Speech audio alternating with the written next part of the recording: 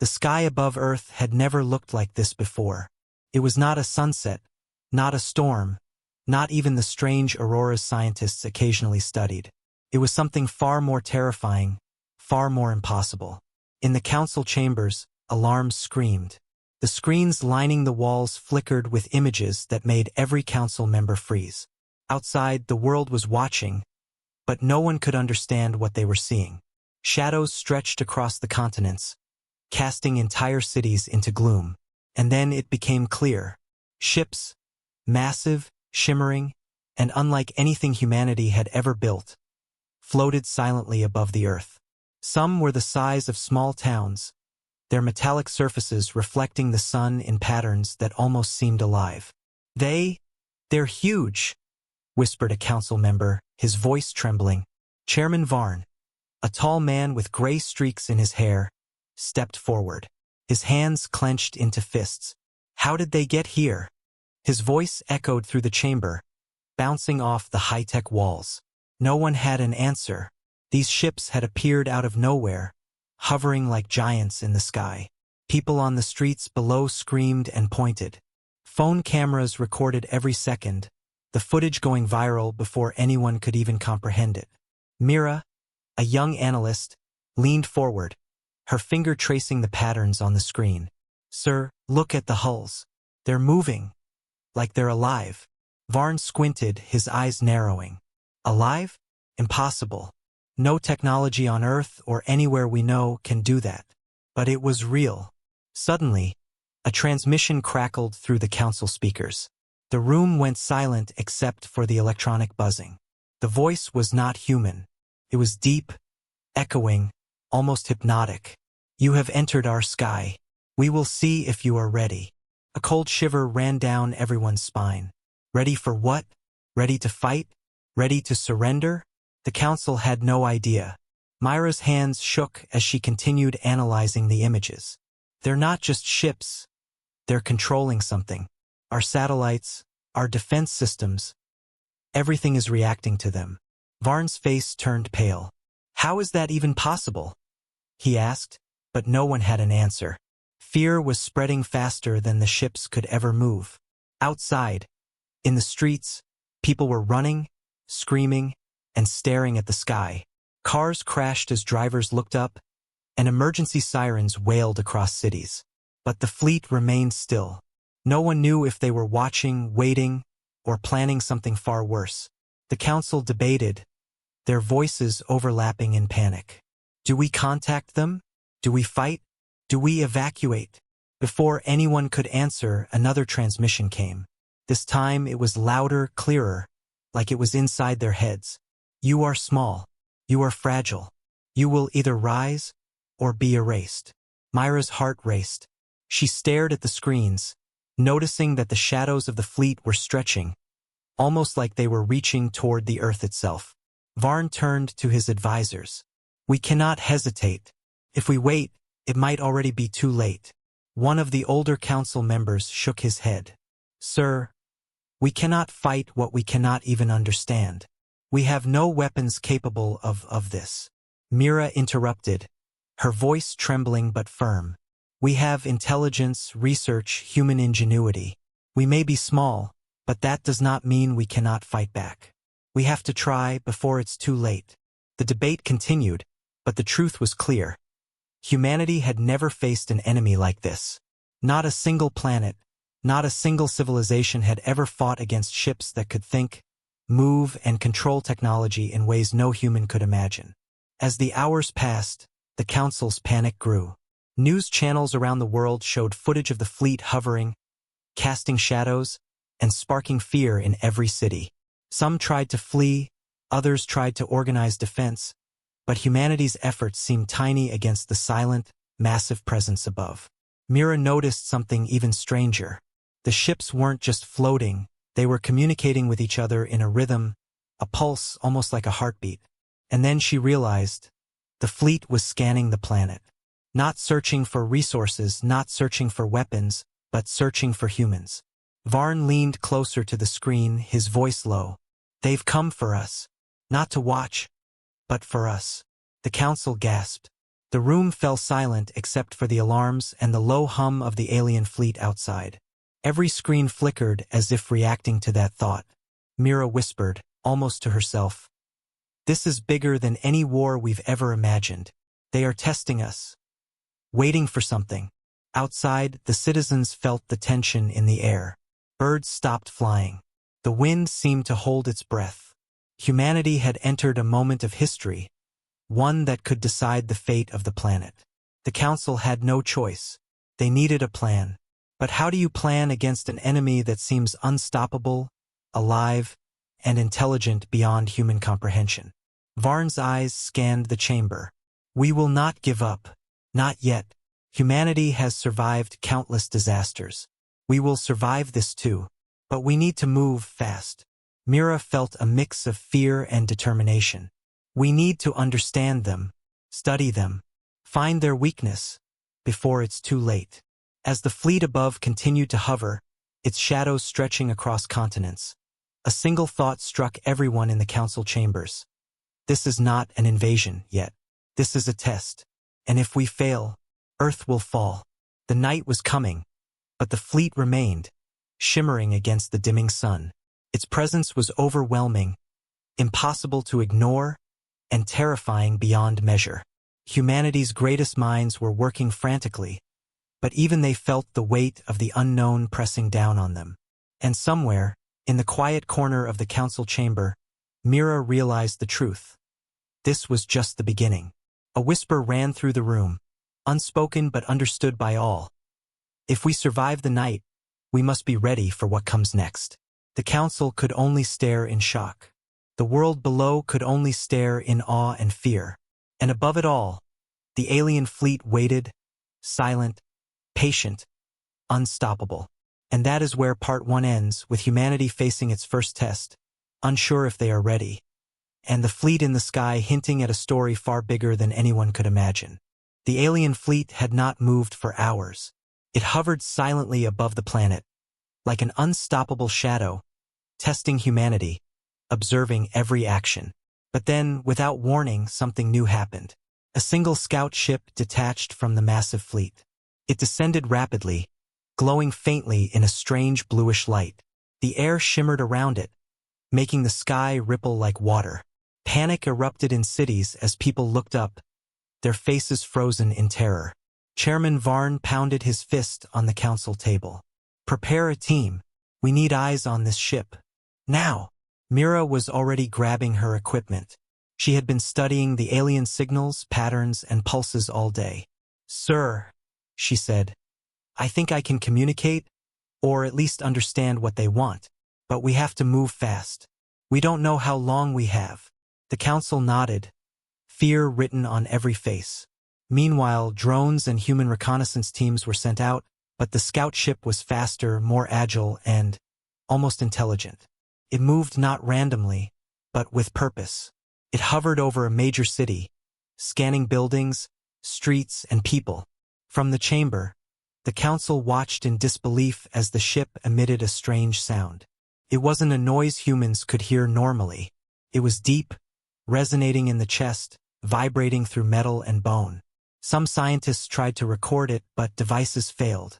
Suddenly, a human military pilot, flying a fighter jet, approached the scout.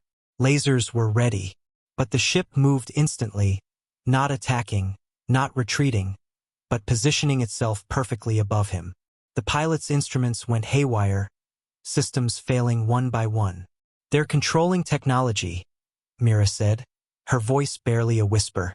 "Everything we use, it bends to them." Varn's jaw tightened. "They're not just ships. They're predators." Then, a communication came. This time, the alien voice was clear, calm, and unnerving. "Humans, you are aware now.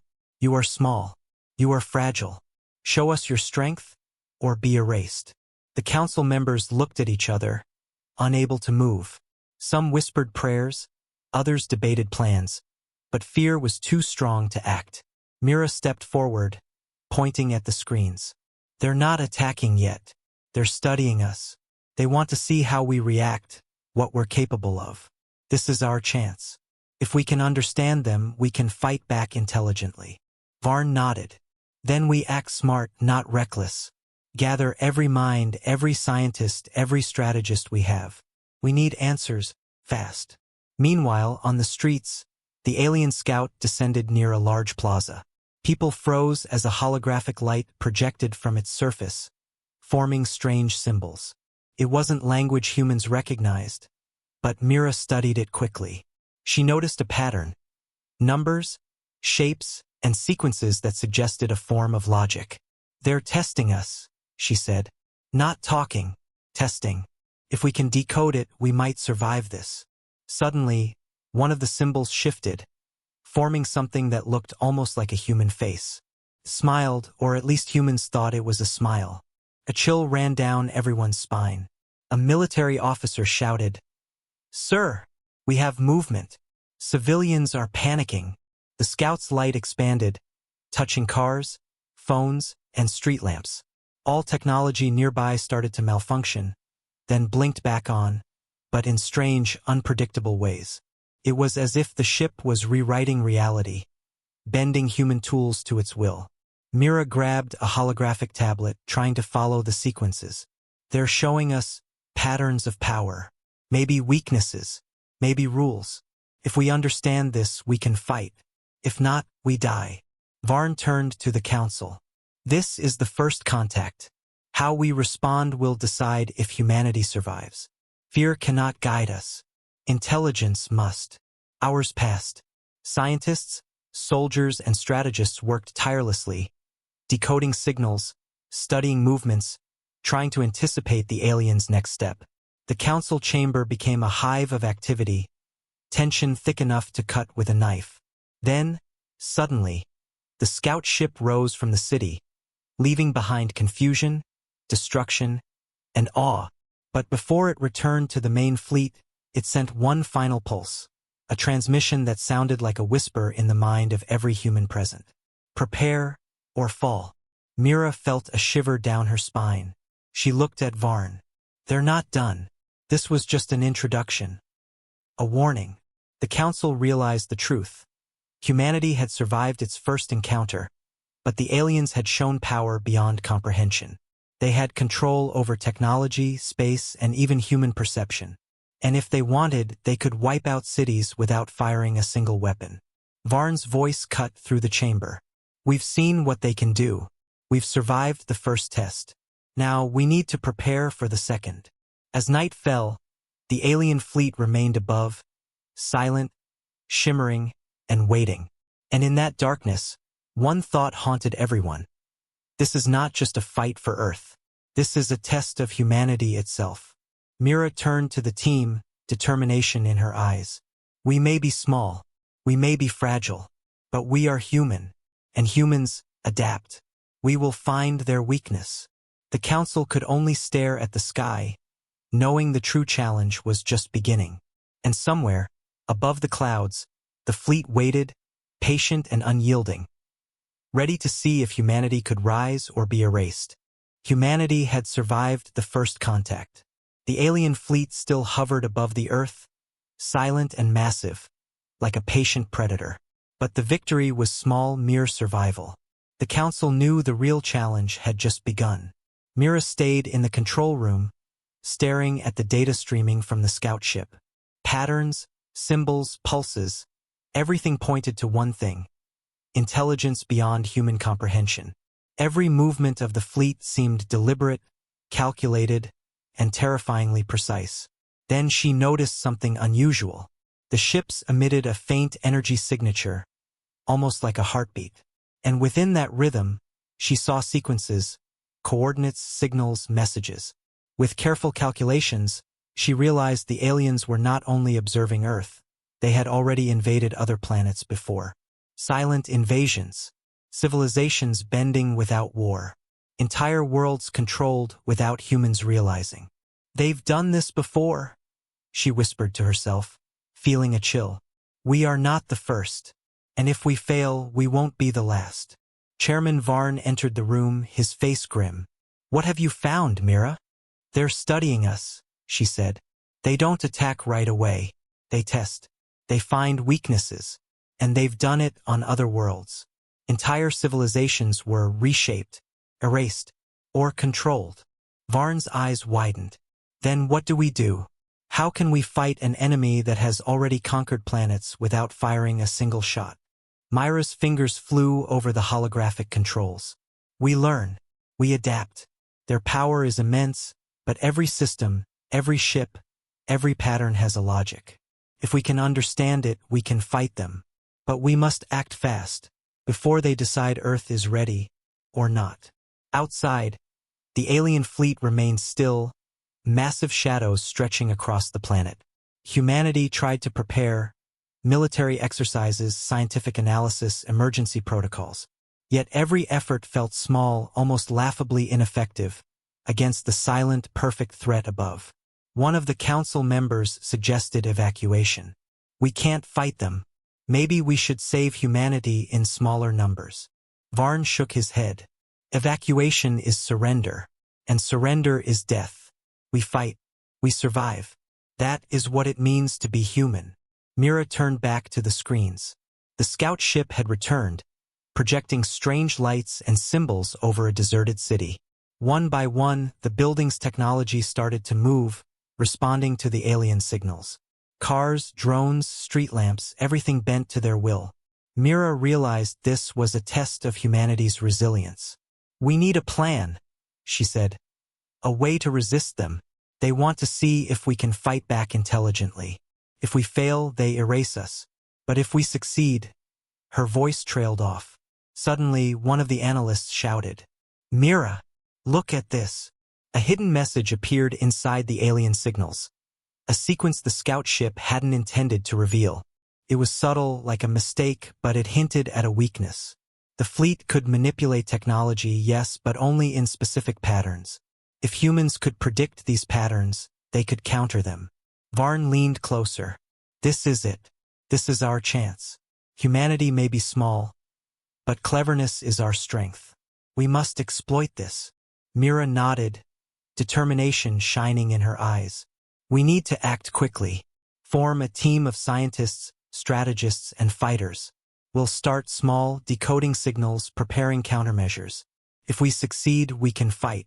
If we fail... She didn't finish the sentence. Everyone understood. The council chambers fell silent.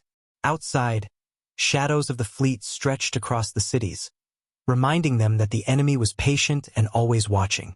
Humanity had survived contact, but the true test, the battle for survival, was only beginning. Varn stood tall. Prepare the team. Gather intelligence. Humanity will not fall quietly. We will show them what humans are capable of. Mira glanced at the screens one last time. The scout ship was still above the city, almost motionless. But she could feel it, an intelligence probing, testing, calculating. And she knew one thing with certainty.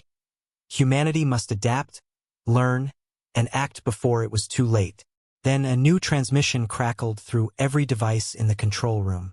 The voice was calm, almost amused. You understand nothing, yet you try. We will see if you rise or fall. Mira shivered. The warning was clear. The fleet was patient.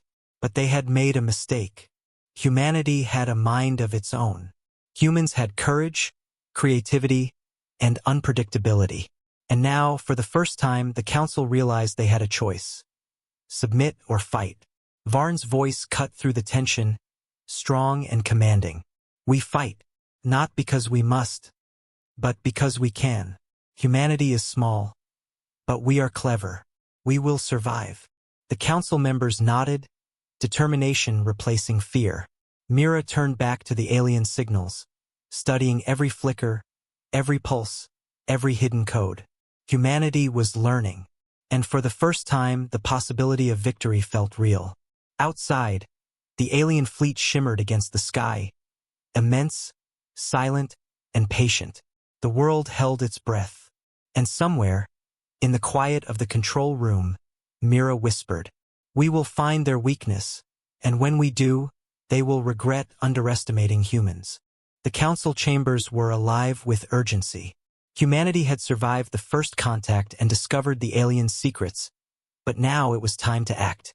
The alien fleet still hovered above, massive, silent, and patient. Every movement of the ships radiated intelligence, as if they were watching humanity like an experiment. Chairman Varn turned to Mira.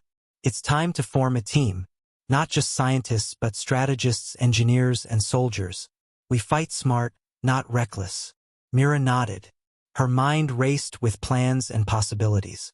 We can't beat them head-on, but we can strike where they are vulnerable.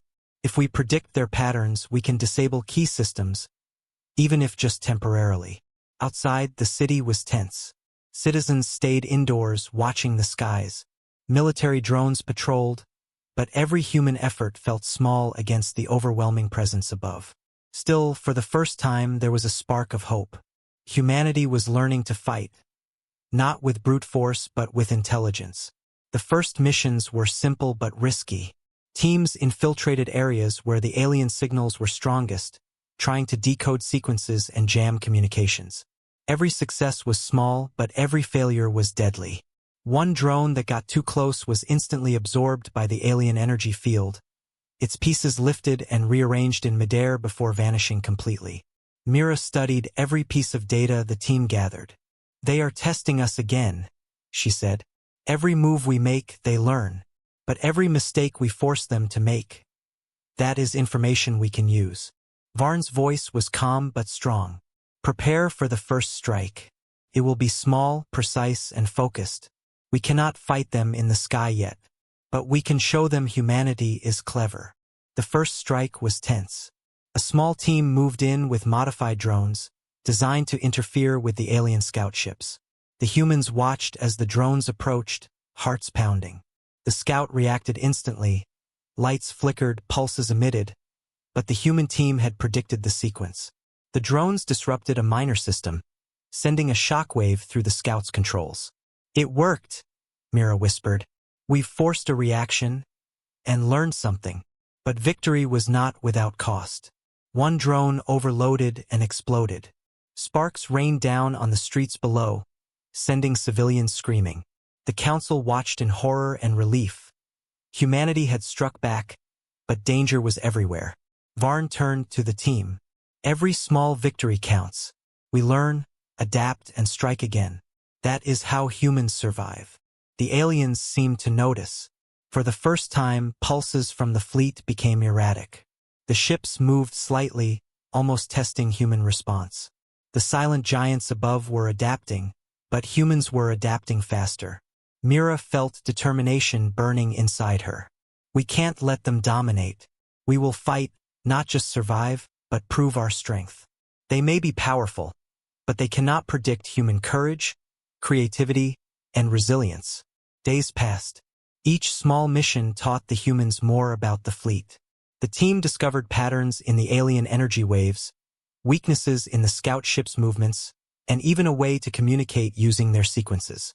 Every discovery was a step toward larger strategies, toward real resistance. Varn addressed the council. The first wave of resistance has begun. Humanity is small, yes, fragile, yes, but we are clever. We will make them hesitate. And hesitation is our weapon. Mira glanced at the massive fleet above the city. The ships shimmered, colossal and silent, like gods in the sky. But now she knew something important. Humans were not just survivors. Humans could fight back.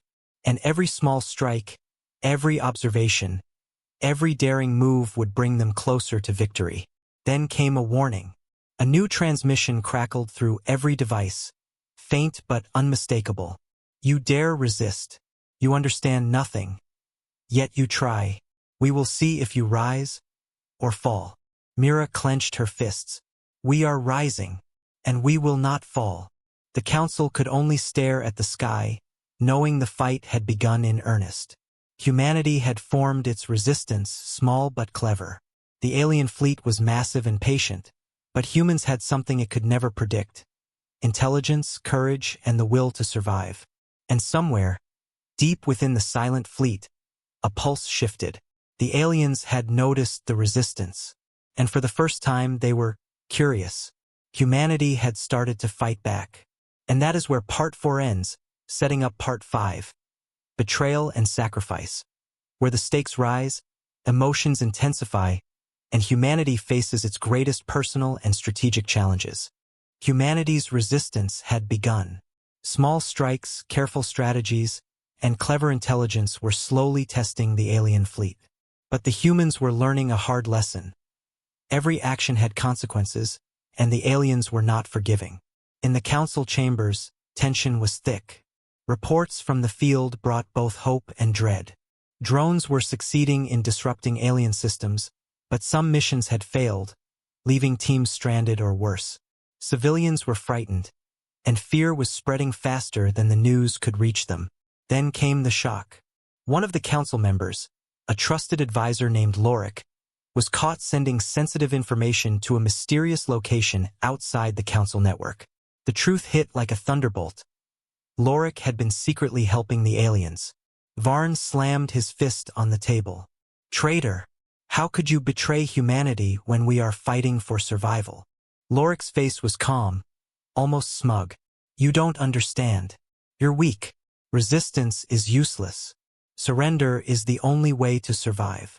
Myra's hands shook with anger and fear. "You're endangering everyone. Cities, families, lives." Outside, the alien fleet seemed to sense the betrayal. Pulses of energy became sharper, more erratic.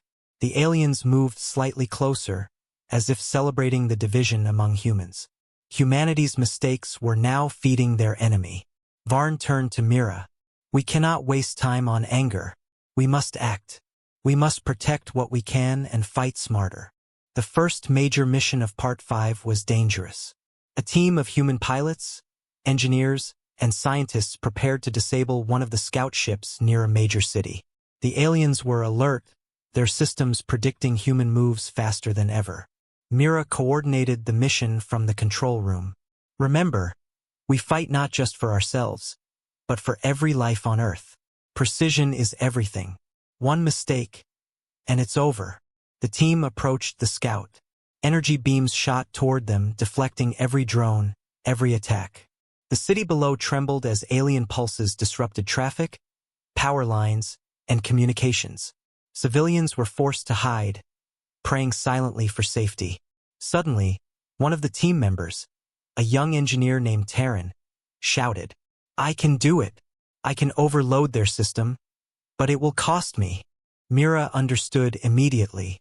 Terran was offering his life to complete the mission. "No, wait. There has to be another way." But Terran shook his head. "This is humanity. We take risks. We fight. You need the advantage. I'll give it." With a deep breath, Terran activated the device.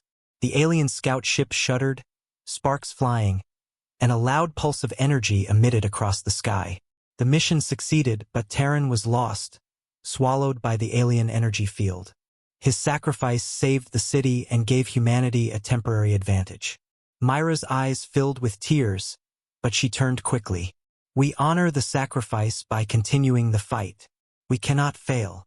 Varn addressed the council. "Betrayal has cost us. Sacrifice has saved us. Humanity is small, fragile, but we are resilient. That is our power." As night fell, the fleet above the Earth shimmered ominously. Shadows stretched across cities, reminding humans of the ever-present threat. But the sacrifice of Terran and the courage of the resistance had given humanity hope, a fragile, burning hope that they could fight back. Then came a transmission, clear and deliberate. "You resist. You sacrifice. You are interesting. We will see if you can endure the next test, or fall completely." Mira clenched her fists. "We endure. We fight. And we will not let them win." Varn nodded. "Prepare for the final confrontation. Humanity has learned. We've suffered betrayal and made sacrifices, but we are stronger for it. The fleet above will not break us." And somewhere, deep within the silent alien fleet, an intelligence observed, analyzing human courage, human ingenuity, and human defiance. Humanity had shown they could fight, even when everything was against them. The alien fleet had tested humanity. They had observed, calculated, and even toyed with humans' courage and intelligence. But now humanity was ready. Small victories, sacrifices, and clever strategies had brought them to this moment. The final confrontation was coming. Mira stood in the council command room, her eyes on the massive fleet above. Each ship shimmered, immense and silent, like gods waiting for judgment. But she was not afraid. She had studied their signals, learned their patterns, and coordinated a plan that could finally strike at the heart of the alien fleet. Their command center, high in the sky, the source of their control. Chairman Varn addressed the assembled team of scientists, strategists, and soldiers. This is it. Humanity's greatest moment. We fight not because we want to, but because we must. Every small strike, every sacrifice, every clever move has led us here. Today, we show the fleet that humans are not fragile. We are resilient, intelligent, and brave. The team launched their mission. Specially designed drones, modified ships, and human pilots moved toward the alien command center.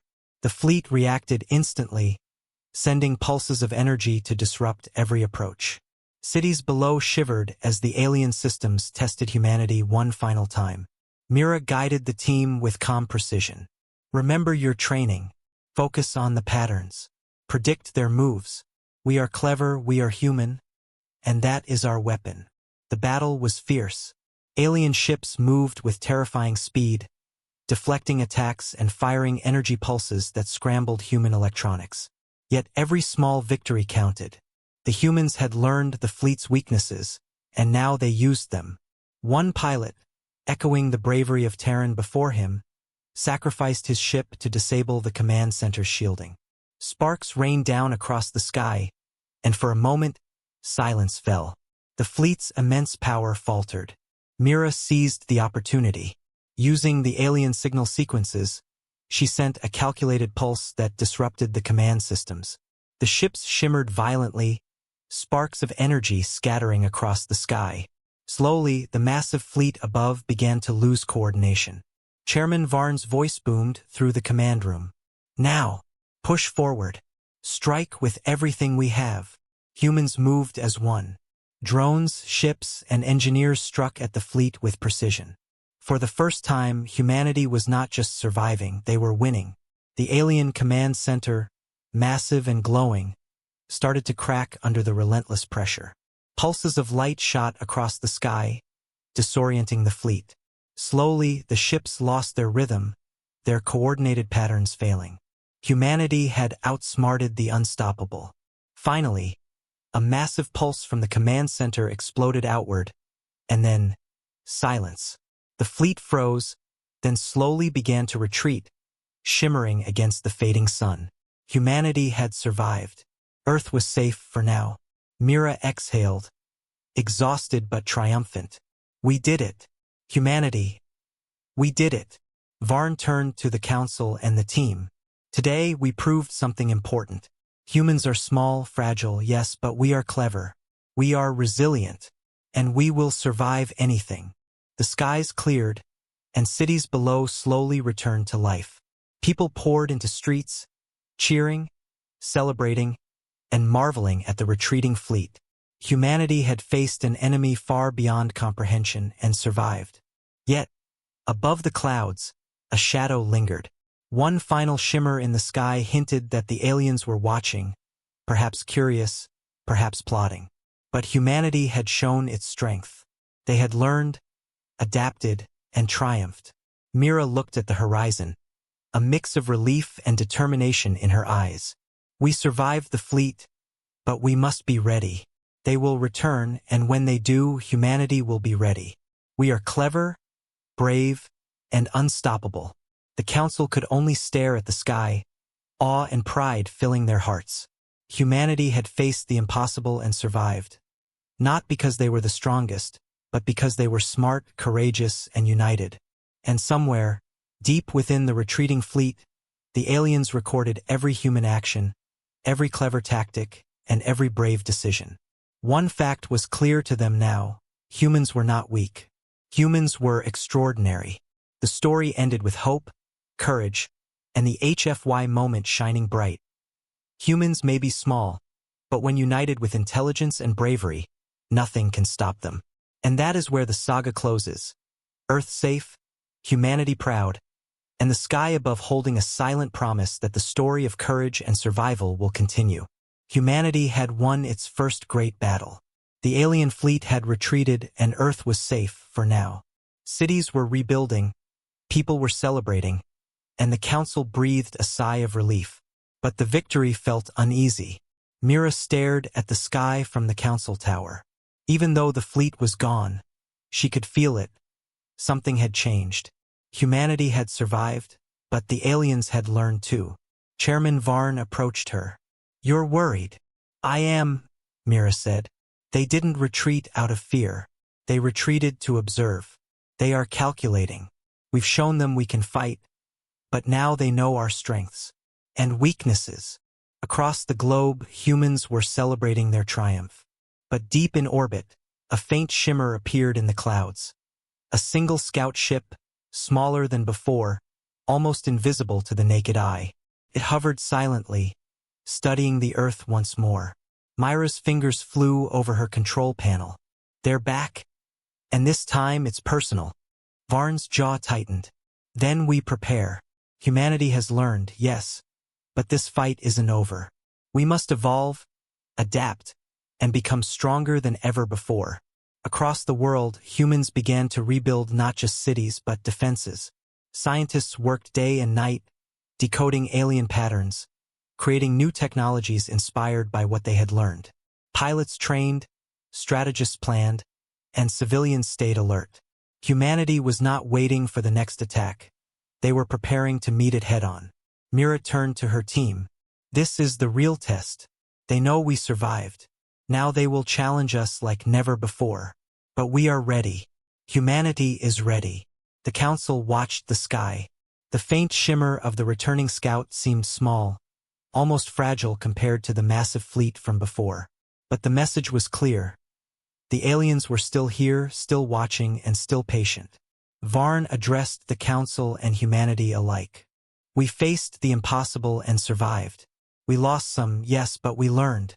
We adapted, and we grew stronger. Humanity will not be broken. We will rise, every time." Myra's voice echoed over the communication network. "The fleet may return, but we are clever, brave, and united. And when they come, we will be ready. This is only the beginning." Above the clouds, the scout ship pulsed, a faint light flashing rhythmically, almost like a heartbeat. The aliens were not gone. They were calculating, preparing, and perhaps even respecting humanity's resilience.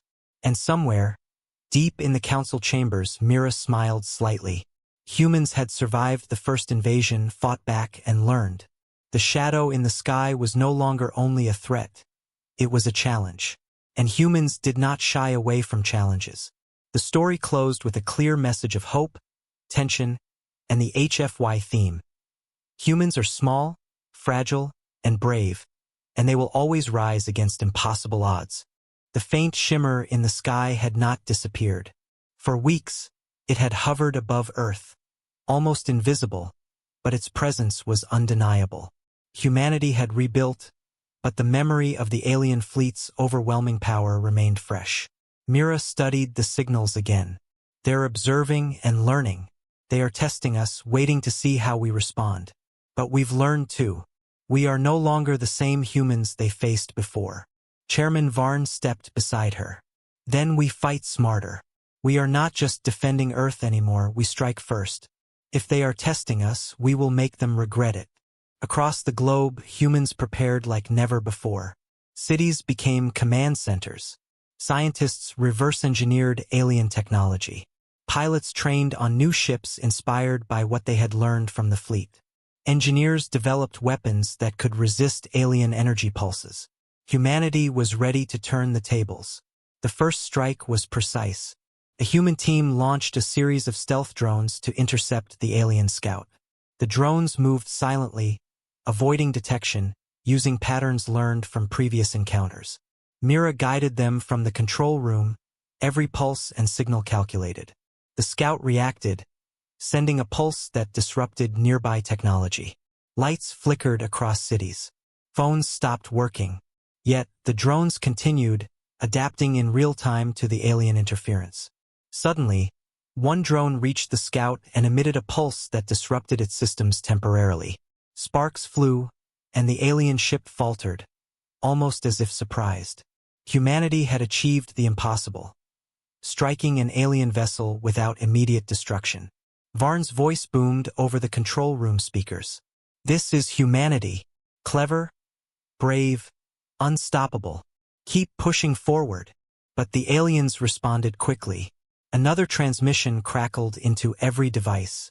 You strike, but you cannot win. You are small. You are fragile. Yet, you interest us. Myra's eyes narrowed. Interest or fear? Either way, we will show them what humans are capable of. For the first time, humans realized something important. They were not just surviving, they were forcing the aliens to adapt. Every strike, every clever tactic, every sacrifice had made humanity unpredictable. The fleet was no longer in complete control. Humans had become a variable the aliens could not fully predict. Varn addressed the council and the team. They may be patient, they may be powerful, but we have something they do not: courage, intelligence, and unity. Humanity will rise again, and this time we take the fight to them. As the sun set, casting golden light across the cities, the alien fleet shimmered in the distance. The battle was far from over, but humanity had begun to strike back, and the shadow in the sky was no longer only a threat. It was a challenge, and humans were ready. Mira whispered to herself, "We are small, we are fragile, but we are humans, and humans never give up." The story closed with suspense and hope, leaving viewers eager for the next part. The first major human offensive against the main fleet, setting the stage for an epic continuation.